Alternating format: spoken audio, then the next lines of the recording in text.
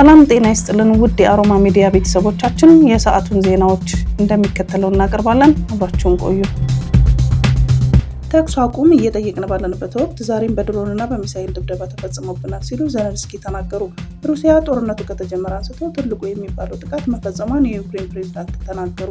ፕሬዝዳንት ዘለንስኪ ዛሬ በኤክስ ገጻቸው ላይ ባሰፈሩት መልእክት የሩሲያ ሚሳኤሎችና ድሮኖች በአሜሪካና በሌሎችም የዓለማችን ሀገራቶች የሚደረገውን የሰላም ጥረት ቅርቃር ውስጥ ከተውታል።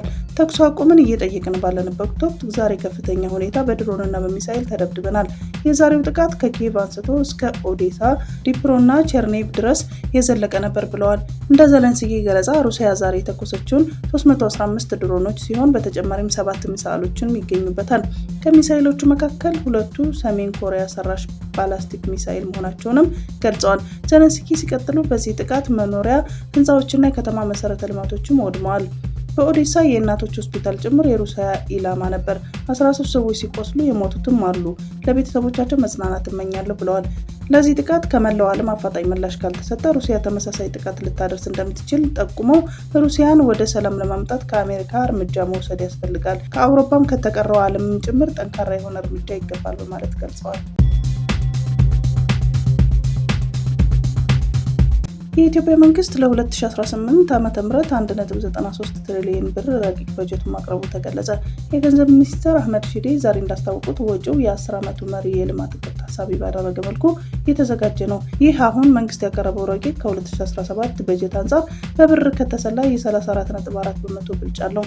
በዶላር ከተሰላ ግን ከፍተኛ ቅናሽ አሳይቷል። በግንቦት 2016 ዓ.ም የጸደቀው የዘንድሮ የ2017 በጀት 971.2 ቢሊዮን ብር መደበኛ በጀቱ በወቅቱ ምንዛሬ 17 ቢሊዮን ዶላር ገደማ ነበር። የህዝብ ተወካዮች ምክር ቤት በህዳር 2017 ዓ.ም ያጸደቀው 581.98 ቢሊዮን ብር ተጨማሪ በጀት ደግሞ በዚያን ጊዜ በነበረው የዶላር ምንዛሬ ሲሰላ 4.8 ቢሊዮን ዶላር ይሆናል። የሁለቱ ድምር የ2017ን አጠቃላይ በጀት ከ1.5 ትሪሊዮን ብር በላይ ወይም የ21.8 ቢሊዮን ዶላር ገደማ አድርሶታል። ይህ አጠቃላይ በጀት ዛሬ ለፓርላማ ከቀረበው የ2018 በጀት ረቂቅ ጋር ሲነጻጸር 6 ቢሊዮን ዶላር ገደማ ልዩነት ያሳያል። የአሜሪካ ውጭ ጉዳይ መስሪያ ቤት ባስተላለፈው መልእክት የውጭ እርዳታ በጎ አድራጎት አይደለም ብሏል። ጨምሮም የወቅቱ የውጭ ጉዳይ ሚኒስትር ማርኮ ሩቢዮ የተናገሩትን ቃል አስፍሯል። ሚኒስትሩ ሩቢዮ የውጭ እርዳታ በጎ አድራጎት አይደለም፣ እርዳታው የሚሰጠው የአሜሪካንን ብሔራዊ ጥቅም የበለጠ ለማስጠበቅ ነው። የውጭ እርዳታን ከብሔራዊ ጥቅማችን ጋር አያይዘን ማቀድ አለብን ማለታቸውን ጠቅሷል። የአሜሪካ ዓለም አቀፍ እርዳታ ተቋም የሆነውን USAID በአዲሱ የአሜሪካ መንግስት ከተዘጋ ወራት የተቆጠሩ መሆኑ ይታወቃል። የዚህን ተቋም ስራዎች በውጭ ጉዳይ መስሪያ ቤቱ በኩል ለማስቀጠል እንቅስቃሴ እየተደረገ መሆኑን ከዚህ ቀደም መገለጹ ይታወሳል። የፍልስጤም ፕሬዝዳንት መሐመድ አባስ ሐማስ ትጥቅ እንዲፈታ ጥሪ ያቀረቡ። የፍልስጤም ፕሬዝዳንት መሐመድ አባስ ሐማስ ትጥቅ እንዲፈታና የፍልስጤም ሕዝብ ለመጠበቅ ዓለም አቀፍ ኃይሎች እንዲሰማሩ ጥሪ ያቀረቡ። አባስ ለፈረንሳዩ ፕሬዝዳንት ኢማኑኤል ማክሮንና ለሳውዲ አረቢያ አልጋ ወራሽ መሐመድ ቢን ሳልማን በላኩት ደብዳቤ በጋዛ ያለውን ጦርነት ለማስቆምና በመካከለኛ ምስራቅ ሰላምን ለማምጣት መውሰድ አለባቸው ብለው የሚያስቧቸውን ዋና ዋና ሀሳቦች አንስተዋል።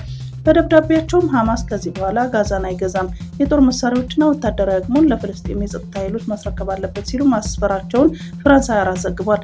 የአረብ ሀገራትና ዓለም አቀፍ ኃይሎች በተባበሩ መንግስታት የጸጥታው ምክር ቤት ተልዕኮ ስር በፍልስጤም እንዲሰማሩ ለመጋበዝ ዝግጁ መሆናቸውን አባስ አስታውቀዋል። ፕሬዝዳንቱ በደብዳቤያቸው በአንድ ዓመት ጊዜ ውስጥ በዓለም አቀፍ ደረጃ ቁጥጥር የሚደረግበት የፍልስጤም ፕሬዝዳንታዊና አጠቃላይ ምርጫን ለማካሄድ ቁርጠኛ መሆናቸውንም ገልጸዋል። የፍልስጤም መንግስት በግዛቱ ላይ ብቸኛው የጸጥታ አስከባሪ መሆን አለበት ያሉት አባስ ነገር ግን ወታደራዊነት አገዛዝ የሰፈነበት መንግስት የመመስረት ሀሳብ እንደሌላቸው አስታውቀዋል። ኢማኑኤል ማክሮን በበኩላቸው ፈረንሳይ ለፍልስጤም መንግስት እውቅና ለመስጠት ፍላጎት እንዳላት መናገራቸውን የሚታወስ ሲሆን በቅድመ ሁኔታ ግን ሐማስን ትጥቅ መፍታት እንዳለበትና ተጨማሪ ቅድመ ሁኔታ ማሟላት እንዳለባቸው መናገራቸው አይዘነጋም። በኦስትሪያ ጥቃት 9 ሰዎች ሲገደሉ 10 ሰዎች ቆስለዋል ተባለ። በኦስትሪያ ግራስ ከተማ በሚገኘው ትምህርት ቤት ውስጥ በተቃጣ ጥቃት 9 ሰዎች ሲገደሉ በትንሹ 10 ሰዎች ቆስለዋል ሲል ፖሊስ አስታወቀ። የሀገሪቱ መገናኛ ብዙሃን ዘገባዎች እንደሚያሳዩ ተጠርጣሪው የቀድሞ ተማሪ እንደሆነና የ2 ዓመት ወጣት እንደነበረ ገልጸዋል። ከተገደሉ መካከል ቢያንስ 7 ተማሪዎች እንደሚገኙ የግራስ ከንቲባ ኤልኬ ካህር የገለጹ ሲሆን ጥቃቱንም አሰቃቂና አሳዛኝ ሲሉ ገልጸውታል። ተማሪዎች ከትምህርት ቤታቸው ለቀው እንደወጡና ከወላጆቻቸው ጋር በመሆን ከአደጋ ጣልቃ ገብነት ቡድን ድጋፍ እያገኙ ነው። በመጨረሻም ጥቃቱን ያደረሰው ወጣት ራሱን በማጥፋቱና አስክሬኑ መታጠቢያ ቤት ውስጥ መገኘቱን ፖሊስ ገልጿል። የሳልህ ሀገራት ጥምረት ለመከፋፈል በየቀኑ ሙከራዎች እንደሚደረጉ ኢብራሂም ትራኦሬ ተናገሩ። የሳልህ ሀገራት ጥምረት መዝሙርን በይፋ የማጽደቅና ባንዲራ የመስቀል ስነስርዓት የቡርኪና ፋሶ ፕሬዝዳንት በውጭ ኃይሎች እየደረሰ ያለውን ጫና ተችተዋል። እነዚህ ኢምፔሪያሊስቶች ከሶስቱ አንዱ በሌሎች ላይ እንዲነሳ ለማድረግ በየቀኑ ወደኛ ይመጣሉ ሲሉ ተናግረዋል። አፍራሽ ድርጊቶች ቢኖሩም ትራኦሬ የሀገሪቱ መሪዎች በጽናት እንዲቆሙ በድጋሚ አረጋግጠዋል። የቡርኪና ፋሶ መሪ ጥምረቱን ለማቆም ማሰብና ጥንካሬ እንደሚያስፈልግ ጥሪ ያቀረቡ ሲሆን የህብረቱ መዝሙርም እንደ ምሳሌ ምልክት በስነ ስርዓቱ ላይ ተዘምሯል ሲል ስፑትኒክ ዘግቧል።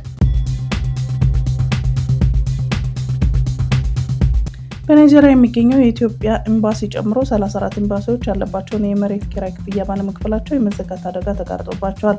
ኤምባሲዎቹ ባለፉት 11 ዓመታት የመሬት ክፍያውን አልከፈሉም የተባለ ሲሆን አጠቃላይ ክፍያቸው በድምሩ 3 ሚሊዮን የናይጄሪያ ናይራ በላይ ነው ተብሏል። ከ2 ሳምንታት በፊት ከ10 እስከ 43 ዓመት ለሚሆኑ ጊዜ ክፍያ ባለመከፈሉ የተነሳ 4794 ንብረቶች ባለቤትነታቸው ወደ መንግስት እንዲመለስ ተወስኖ የነበረ ሲሆን የሀገሪቱ ፕሬዝዳንት ቦላ ቲኑቡ ኤምባሲዎቹ ያለባቸውን ክፍያ እንዲከፍሉ የ14 ቀን የእፎይታ ጊዜ ቢሰጡም የእፎይታ ጊዜው በትናንትናው ዕለት ተጠናቋል።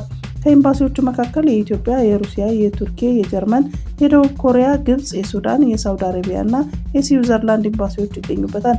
በናይጄሪያ የሚገኘው የኢትዮጵያ ኤምባሲ ያልተከፈለው 5950 የናይጄሪያ ናይራ አለበት ሲባል ትልቅ ክፍያ ያለበት የኢንዶኔዥያ የመካከለኛ አታቼ ሲሆን አጠቃላይ ክፍያው 1.7 ሚሊዮን የናይጄሪያ ናይራ ተሻግሯል። በጉዳዩ ላይ ምላሽ የሰጠችው ሩሲያ ምንም ክፍያ እንደሌለባትና ክፍያው መፈጸሟን የሚያሳይ ማረጋገጫ እንዳላት ታሳውቃለች። በተመሳሳይ ቱርኪ እና ጀርመን በዝርዝሩ የተካተቱ በስህተት መሆኑን ገልጸው ነገሩን ለማጣራት እንደሚሰሩ አስታውቀዋል። የናይጄሪያ መንግስት ጉዳዩን በዲፕሎማሲያዊ መንገድ ለመፍታት እንደሚሞክርና ውይይቶችን እንዲያደርግም ምክረ ሀሳብ ቀርቦለታል።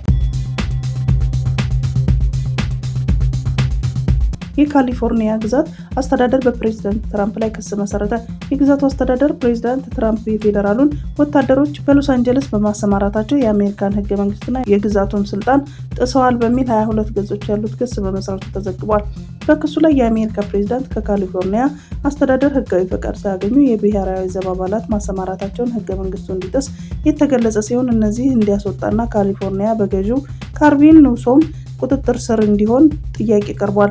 እንደ ክሱም ከሆነም ትራምፕ ብሔራዊ ዘቡን ለማሰማራት ቅዳሜ ዕለት የተደረገው ተቃውሞ የስልጣን ወረራ የሚለውን ምክንያት ያቀረቡ ቢሆንም በዕለቱ የነበረውን ተቃውሞ ግን የካሊፎርኒያ ጸጥታ አካላት በቀላሉ ሊቆጣጠሩት የሚችሉት ነበር። በአሜሪካ ህገ መንግስት መሰረት የፌዴራል መንግስት ፈቃድ ካላገኘ በስተቀር ወደ ክልሎች ብሔራዊ ዘብን ማሰማራት እንደማይችል የጠቀሰው ይህ ክስ ጨምሮ የሀገራችንን አስተዳደርና ዲሞክራሲያችን የሚመራው በሲቪል እንጂ በወታደራዊ ኃይል አይደለም ብሏል።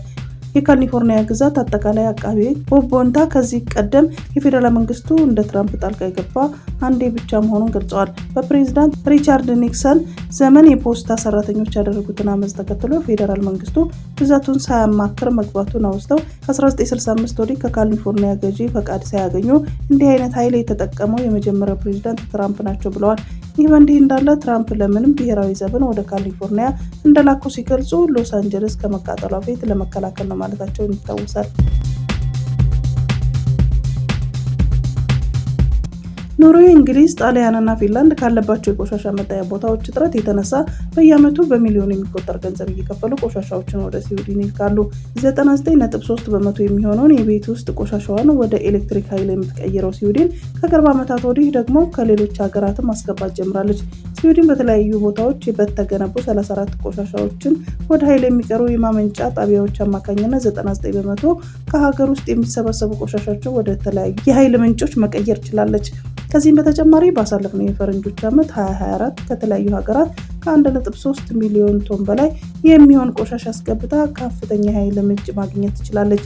ስዊድን ከነዚህ ቆሻሻዎች ወደ ኃይል በሚቀይሩ ማመንጫ ጣቢያዎች ተጠቅማ 1.2 ሚሊዮን መኖሪያ ቤቶች የሙቀት ኃይል እንዲያገኙ የምታደርግ ሲሆን ከ800 ሺህ በላይ የሚሆን የመኖሪያ ቤቶችን የኤሌክትሪክ አገልግሎት ማግኘት ችለዋል። እንደ ብሉ ኦሽን ስትራቴጂ ዘገባ ስዊድን ከራሷና ከተለያዩ ሀገራት በምታስገባው ቆሻሻ ከ1 ቢሊዮን የአሜሪካ ዶላር በላይ የሚያወጣ ኃይል የምታመነጭ ሲሆን በተጨማሪም ኖርዌይ፣ እንግሊዝ፣ ጣሊያን እና ፊንላንድ ቆሻሻቸውን ወደ ስዊድን በሚልኩበት ወቅት ከሚከፍሉት በየዓመቱ 100 ሚሊዮን ዶላር ገቢ ታገኛለች።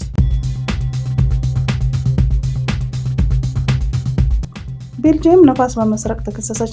ቤልጅየም ከሰሜን ባህር ወደ እኔ የሚነፍሰው ንፋስ ትይዩ ተርባይን በመትከሏ ማግኘት የነበረብኝ 3% የሚሆን ኃይል ተዘርፌያለሁ ስትል ኔዘርላንድ መክሰሷ ተዘግቧል። የኔዘርላንድ አየር ሁኔታ ትንበያ ዋና ስራ አስፈጻሚ የቤልጅየም የነፋስ ኃይል ማመንጫ ተርባይኖች ከሀገሩ ማለትም ከኔዘርላንድ አየር መሰረቃቸውን ተናግረዋል።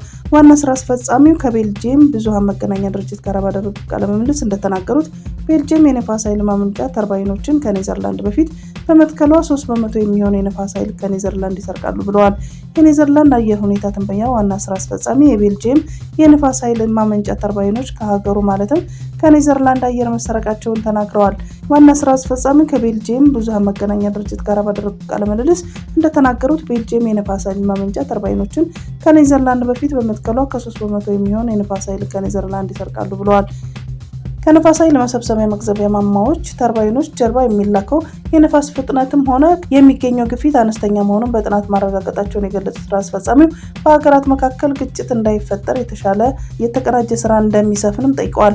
ዋና ስራ አስፈጻሚው አክለውም በሀገሪቱ በስተምዕራብ በሚገኙ የነፋስ ኃይል መቅዘፊያ ተርባይኖች ባሉበት ቀጠና ሌሎች ሀገራትም ሊተክሉ ስለሚችሉ ችግሩ አሳሳቢ እንደሆነም የጠቆሙ ሲሆን ቅንጅታዊ አሰራር መዘርጋት ለነገ ወይም ይደር የማይባል ተግባር ሊሆን እንደሚገባ ጠቁመዋል። በመጨረሻም የሰሜን ባህር ቀጠና ቀስ በቀስ የነፋስ ኃይል ማመንጫ ማማዎችን በብዛት ሊተክሉበት እንደሚችሉ ጠቁሞ የአየር ስርጭት ወደ ግጭት አድጎም በሀገራት መካከል ጦርነት እንዳያስነሳ በጋራ መስራት ግድ መሆኑን አሳስበዋል።